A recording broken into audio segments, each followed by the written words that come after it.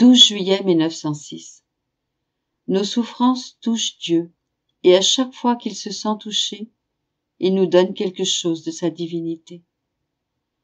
Après avoir grandement souffert à attendre Jésus, je me sentais fatiguée et sans force. Jésus vint et me dit, « Ma fille, tout ce qui est souffrance pour la créature est comme une lance qui transperce la créature d'un bout et touche Dieu de l'autre. Et à chaque fois qu'il se sent ainsi touché, Dieu donne quelque chose de sa divinité à la créature. »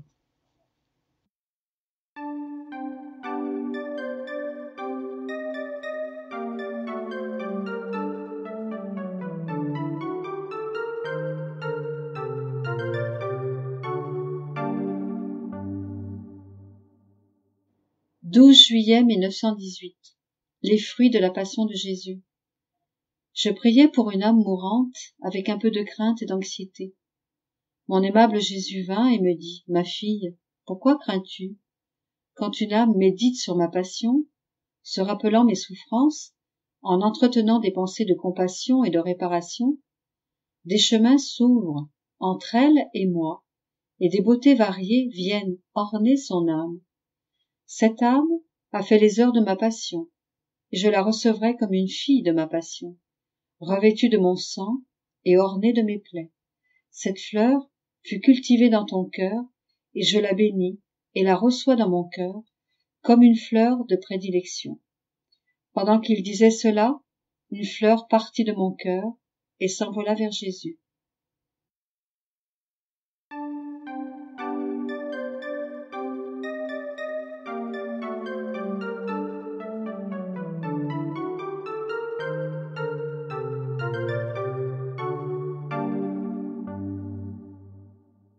« 12 juillet 1937.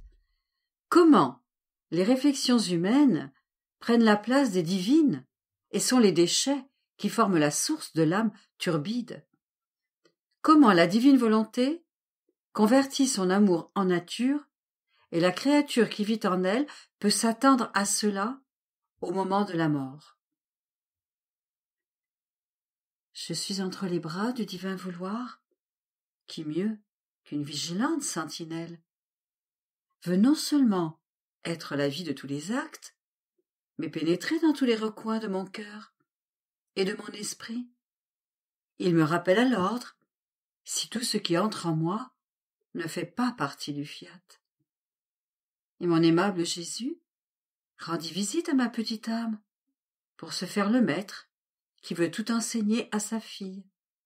Et il me dit, « Bienheureuse fille de ma volonté, tu dois savoir que tes réflexions, impressions, oppressions, mélancolie, doute, petite peur, entravent les réflexions divines, les saintes impressions, le vol rapide vers le ciel, les joies du vrai bien, la céleste paix.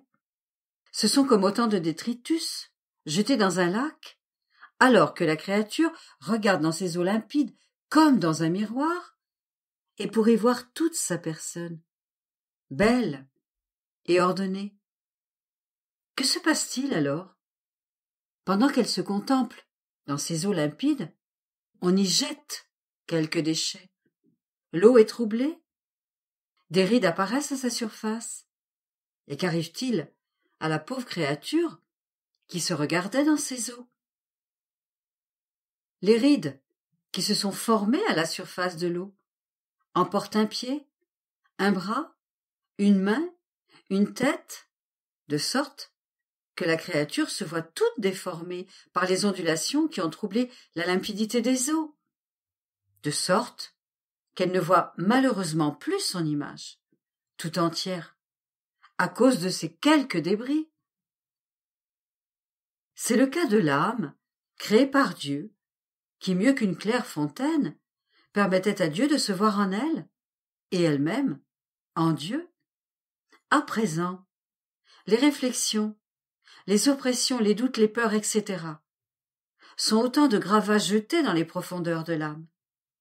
Et Dieu ne se voit plus tout entier en elle, mais divisé en petits morceaux, de sorte que la force la joie, la sainteté et la paix divine sont divisés. Cela empêche la créature de savoir qui est Dieu, combien il l'aime et ce qu'il attend d'elle. Ces détritus entravent la marche de la créature et la font boiter, ce qui l'empêche de voler pour se contempler en celui qui l'a créé. Ce qui semblait de peu d'importance a maintenant formé la connaissance de Dieu dans la créature, l'union, la sainteté, le regard de Dieu dans la créature et de la créature en Dieu. On ne peut pas dire que ces gravats soient des petits riens, alors qu'il leur manque la solidité et la substance de l'amour vrai. Ils sont toujours turbides, et Dieu ne peut plus se voir en eux pour y former son image. Par conséquent, sois attentive et recherche toujours ma volonté. Jésus a gardé le silence, et j'ai continué à penser au grand mal que ces réflexions peuvent nous faire. Et mon doux Jésus ajouta : « Ma fille, ce n'est que dans ma volonté que l'âme parvient au sommet de la plus haute sainteté et peut renfermer en elle-même un acte complet. Pour autant que cela est possible à une créature de se remplir elle-même de ma volonté, au point de ne laisser en elle aucun vide et de convertir en sa propre nature le bien qu'elle fait. Si elle aime mon fiat, la vague d'amour la recouvre tout entière, investit ses fibres les plus intimes, se fait reine et convertit en nature son amour dans la créature, au point qu'elle en ressentira le souffle, le cœur, le mouvement, les pas et tout son être, de sorte qu'elle ne saura plus faire autre chose qu'aimer. Cette vague d'amour s'élève jusqu'au ciel et monte à l'assaut de son Créateur pour l'aimer toujours, parce que lorsque le bien est converti en nature, la créature ressent le besoin de répéter le bien reçu, comme un acte qui constitue sa vie. Si elle adore, elle sentira sa nature changer en adoration, de sorte que tout ce qu'elle ressentira se changera en adoration profonde pour son Créateur. Si elle fait réparation, elle sentira le besoin de retrouver toutes les offenses pour y mettre sa réparation. Bref, ma volonté, avec sa force créatrice, ne laisse aucun vide et sait convertir en nature tout ce que la créature accomplit en elle.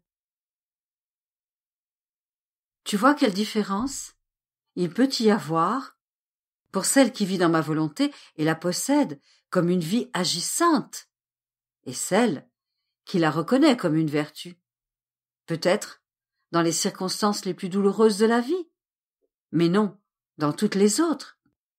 Je veux te dire maintenant une autre consolante surprise.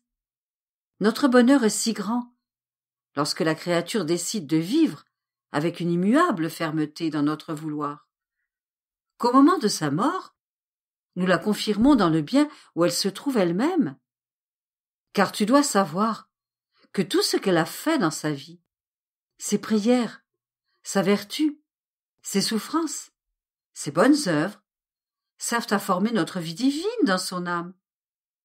Pas une âme bienheureuse n'entre dans le ciel sans posséder cette vie divine, selon le bien qu'elle aura fait, et selon que les âmes auront accompli plus ou moins ma volonté. Elles recevront plus ou moins, parce que l'âme doit posséder en elle le vrai bonheur et les vraies joies, si bien que, si les âmes mourantes ne sont pas remplies à ras-bord avec l'amour et ma volonté, je les confirme bien, mais elles n'entrent pas au ciel. Je les envoie au purgatoire pour remplir ces vides d'amour et de ma volonté, par des souffrances, des angoisses et des soupirs. Et lorsqu'elles sont entièrement remplies et véritablement transformées en mon amour et ma volonté, elles peuvent alors prendre leur envol vers le ciel. Quant à celle qui ne veut plus faire sa propre volonté, mais seulement la mienne, nous n'attendons pas. Notre amour nous porte avec une force irrésistible à la confirmer d'avance dans le bien et à convertir en nature notre amour et notre volonté, de sorte qu'elle sentira que mon amour et mon vouloir sont en elle. Elle ressentira plus ma vie que la sienne. Mais il y a une différence avec celles qui sont confirmées au moment de la mort et qui ne grandiront plus dans le bien. Leurs mérites sont terminés. Pour les âmes qui vivent dans ma volonté grandit toujours. Les mérites ne finissent pas. Elles auront les mérites divins et continueront à m'aimer et à vivre dans ma volonté. Ainsi, elles me connaîtront mieux, elles m'aimeront mieux, et elles augmenteront leur gloire. Je peux dire que je cours en chacun de leurs actes pour lui donner mon baiser, mon amour, et reconnaître qu'il est à moi. Je leur en donne la valeur et le mérite, comme si je l'avais fait moi-même. Ah, tu peux comprendre ce que nous ressentons pour la créature qui vit dans notre vouloir? Combien nous l'aimons et voulons la rendre heureuse en toutes choses? Parce que c'est en elle que nous trouvons la réalisation du dessein de la création, que nous sentirons la gloire que toutes les choses devraient nous donner. Et ainsi, notre volonté est entièrement nôtre.